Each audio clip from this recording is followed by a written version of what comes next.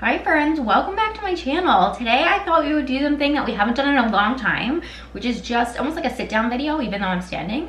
But I wanted to check in and do a 7-year 4th degree tear, rectal tear update video. I still get comments from this gorgeous community of people who find my video on my 4th degree tear and my rectal tear and my recovery experience, comments asking how I'm doing, how I'm recovering, what helped, what didn't help, how are things now in the present, and I want to update you all and kind of talk about that a little bit.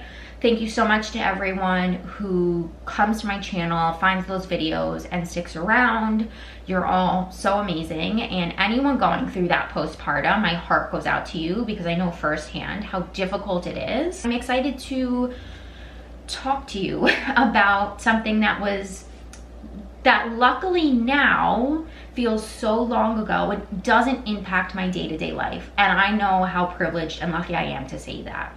So let's rewind almost 7.5 years. I can't believe it. You blink and it goes by so fast. I was pregnant with my first baby, my son, and everything during the pregnancy was great. My doctor had said to me, you're a dancer, you're super flexible. I was also a Pilates instructor, and so like birthing should be no problem. I am conflicted with how I feel about my level of education going into birthing.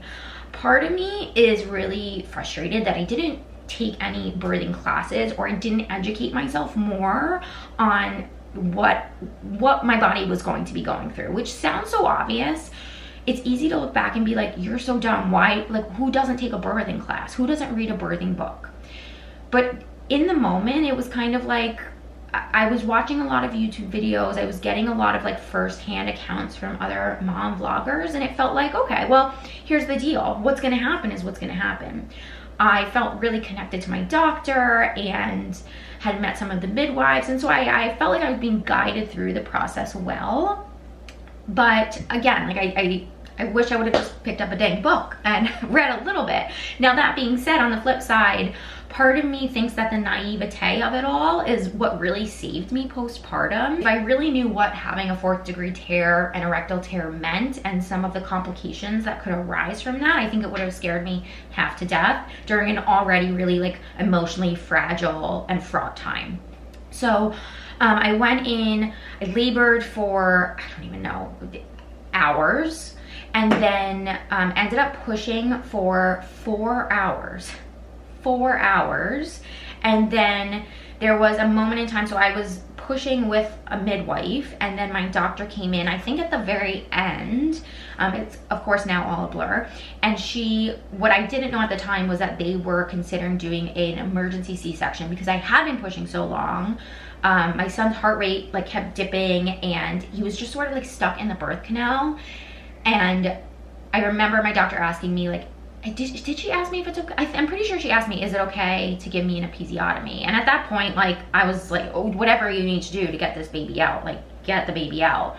And so I remember him coming out and then her sewing me up. And I remember the sewing part taking, 1, really hurting, and 2, it taking forever. It took almost an hour for her to sew me all up. Again, because I didn't know too much about the degrees of tearing. I wasn't sure what she was really doing. Like, it was out of my head because the whole thing was so out of body, and I'm holding my baby and I'm surrounded by all these people. But yeah, it would take close to an hour to sew before to tear and a rectal tear. I remember from that point forward, recovery being so difficult, and it took about 4 months for me to feel like I could walk normally. I remember sitting on the toilet was so insanely painful. Even with the sitz bath and just any sort of sitting was horrific. Sitting up in bed, nothing felt good because there were so many stitches. It was really, really horrendous. I remember the day after I gave birth, sitting in the hospital bed, she did come in, my doctor, and she said, you know, I didn't want to say anything last night, but you have a 4th degree tear and a rectal tear, and you have this many stitches, and like this is what we had to do, and like this is your plan moving forward. However, again, because I wasn't very well educated on what that even meant, I didn't know the severity of it. I just knew this is incredibly painful. I need to be really careful. And luckily, I could take the time to heal and to like fully allow everything to mend up.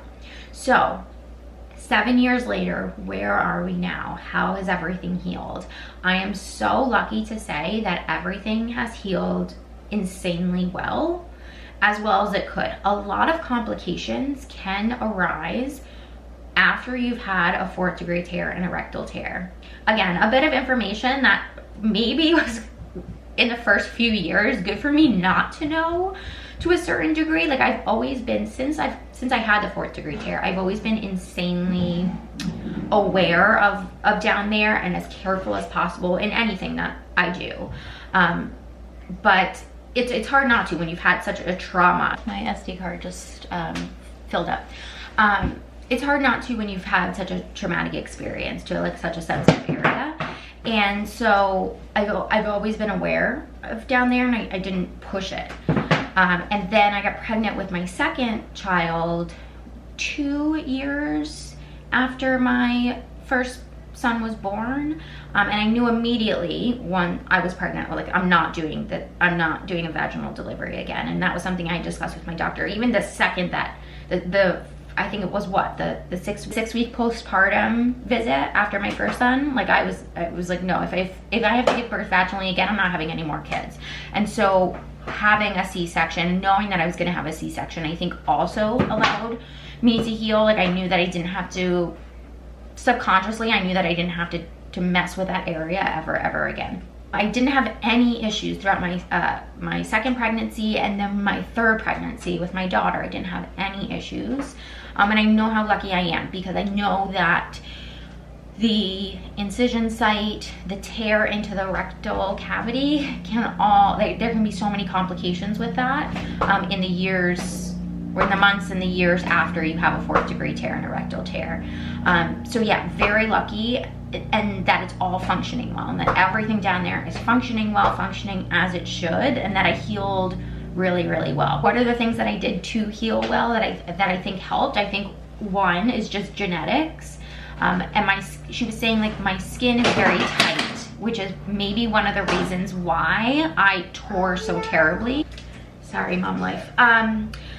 So I think on that same note, my body was able to heal so well and my skin was able to tighten up so well because like that's just genetically what I'm predisposed to.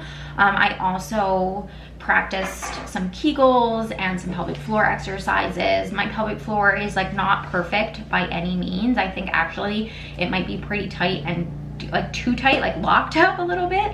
But because I notice when I'm doing inner thigh exercises, or if I'm jumping, I'll notice like little twangs of pain in my pelvic floor. I just haven't gotten around to like doing anything about that because besides that, I don't have any issues. I don't have any incontinence issues, and all of that is incredibly positive. I think also just allowing myself the time to heal really helped. So if you are currently in the process, if you currently have a 4th degree tear, suffering from a 4th degree tear and a rectal tear, and in that postpartum newborn haze, which in and of itself is so insanely difficult, I would say as much as possible, let yourself rest. So yes, giving yourself the time to rest and to heal is going to be one of the most important things, because with a 4th degree tear, you can't push it. You just can't. You can't make such a sensitive area heal any faster than it's going to.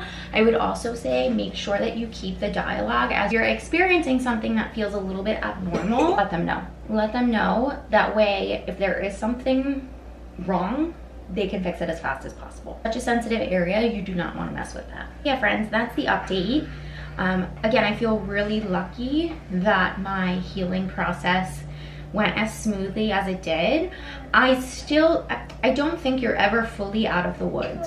After you've had a 4th degree tear and a rectal tear, I don't think that there is a moment where you ever think like, oh, I'm totally good. Like it's always going to be something in the back of my head that I'm thinking about, that I'm careful of, that I'm mindful of, that I make sure that I don't injure myself, that I'm not doing anything that will cause any issues or exacerbate any problems, because I know how delicate the region is.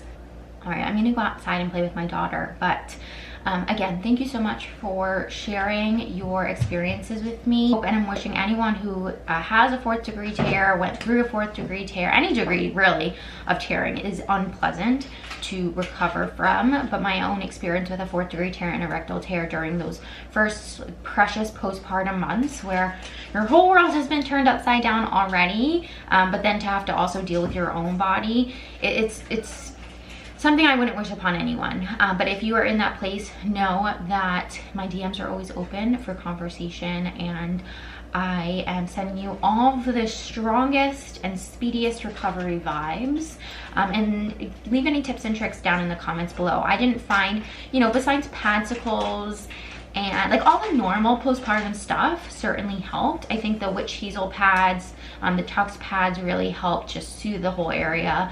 The padsicles helped. But those are things that, like, I think every woman postpartum gets recommended, but it did help. It did help with the 4th degree tear and rectal tear.